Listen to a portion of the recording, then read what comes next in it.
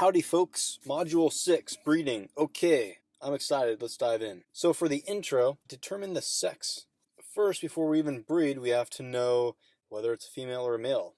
Male Horsefield tortoises have longer tails, while the females have shorter tails. Females are larger in size as an adult as well, so that's another factor to tell. So it is hard to tell with baby tortoises if they are a boy or a girl. It might not always be what you think.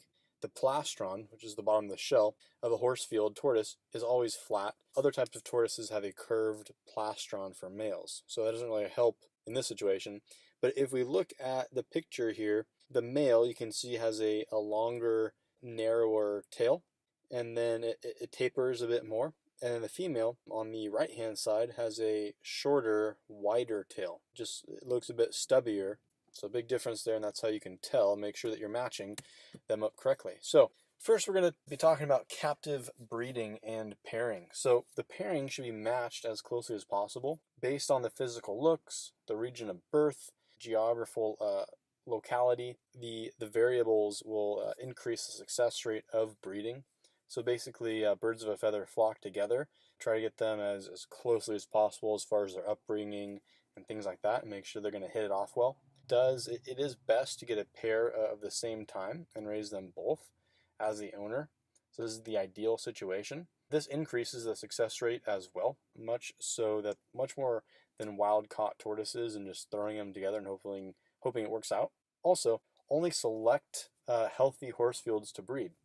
Any Horsefield with a history of bad health or old age should not be breeding. There's no Viagra for Horsefields, so unfortunately. And of course, tortoises of the same kind can only breed. Examples: Horsefields with Horsefields, Hermans with Hermans, Galapagos, etc. Don't mix and match. If you know your objective ahead of time is to breed your tortoise, then you definitely want to hibernate each year to provide a seasonal change to produce breeding cues for them. Mating does take place in the springtime, so that's March, April, May. Right as they do come out of hibernation, they're ready to go. So temperatures are critical. Make sure that the temperature in your housing is correct. And also, as far as the health goes, I talked about that in other sections. So look at the sections where in the beginning where I talked about finding your Horsefield in the first place, as far as selecting them and choosing them. That covers all of the health check marks and concerns. Make sure that they're healthy. Also, the hibernating, I talked about weight. So look at the hibernating and look at the ideal weight for them. Those two factors are going to tell you whether they're healthy or not to breed. Age and size. He or she will be able to breed at around... This has been a preview of the Horsefield Russian Tortoise training course.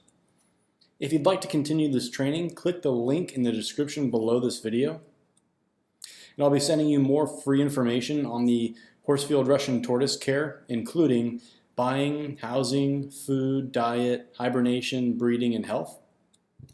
So go ahead and click the link below, and I will see you there.